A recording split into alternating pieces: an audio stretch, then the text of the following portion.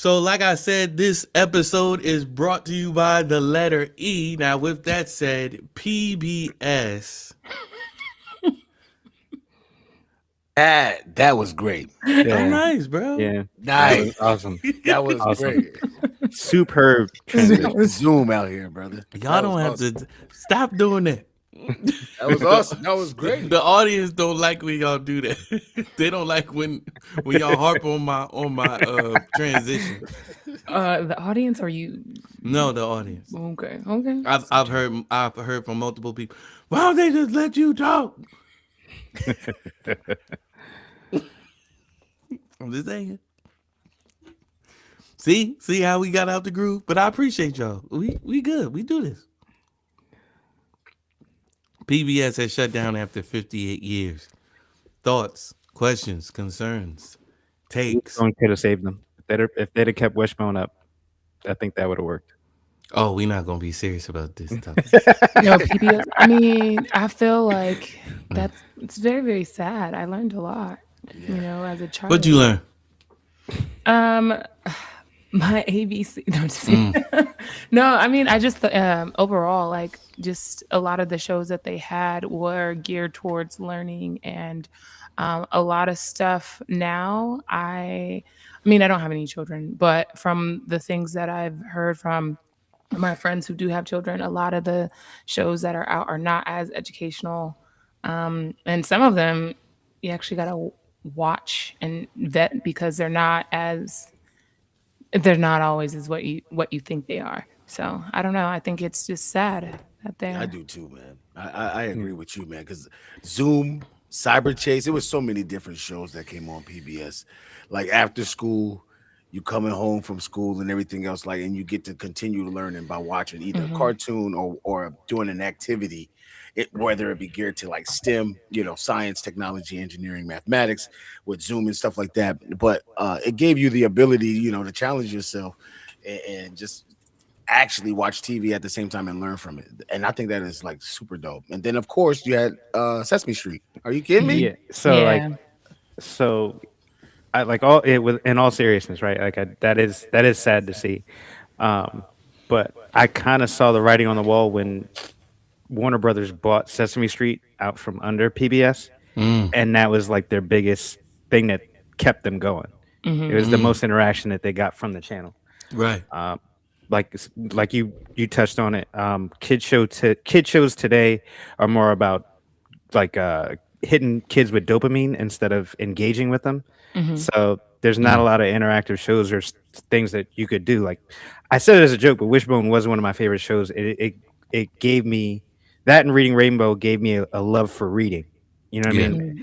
And I got into comic books and like novels and stuff like that. But it was all from watching that show. Right.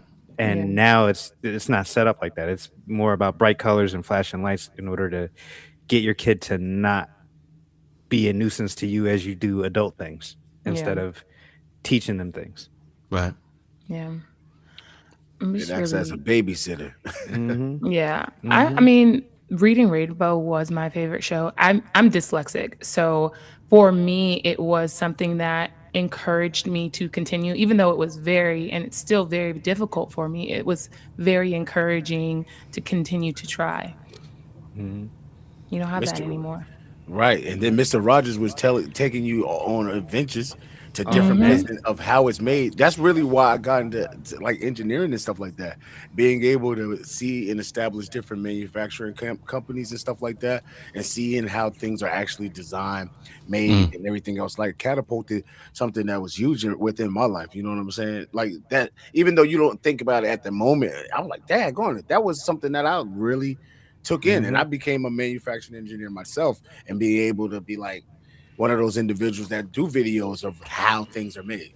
So it's pretty influential. Yeah. The Magic School Bus, was that on there? Yeah. Yes. Yeah. Yes. Yeah. Man. Yeah. Miss Frizzle. Dragon Tales. Yes. Everything. Hey, what's that? Arthur. In between. Arthur was crazy. Oh, Arthur was. Oh, I loved Arthur. Richard Scarry's DW was crazy. Was it the Wild World of Richard Scarry? Yeah. Yeah. Yeah. It was a lot, man. Yeah. But we talk about stuff that was 25 plus years ago. You Yeah, know, but that- at this point. Oh yeah. You know what I mean? Like these new kids. No, they got A the Twist Scientist. Is that PBS? We're gonna find out what the answer is. Oh, well, I'm the only one Sounds with a like kid. something. Yeah, sounds like something. I'm I not think that was- Is Doc McStuffins on PBS? Was that McStuffins? Yes, or that I believe Nickelodeon? so. Yeah. No, yeah. I don't shoot. Don't give me the lie. I don't know. I Don't think take it was- my word for it. I think she I was- remember the Crap Brothers had a show about animals, and then it changed Oh, into Zaboomafoo. Zaboomafoo. Yeah, Well, they had a show before Zaboomafoo. It was Yeah. just them two doing like nature documentary stuff, and then it turned into Zaboomafoo Yeah, because I I had a know puppet. what you talking about.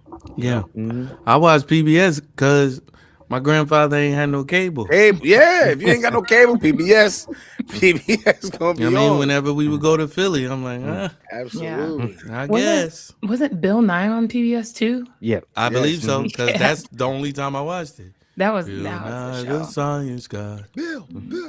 Who's not a scientist. He's a science guy. That really broke my heart. I'm like, bro, you weren't a scientist. He's like, I ain't never said I was no scientist. I said I was a science guy. Oh man, they had such an eclectic group of shows on there. Yes, man. Congratulations, PBS, on 58 years.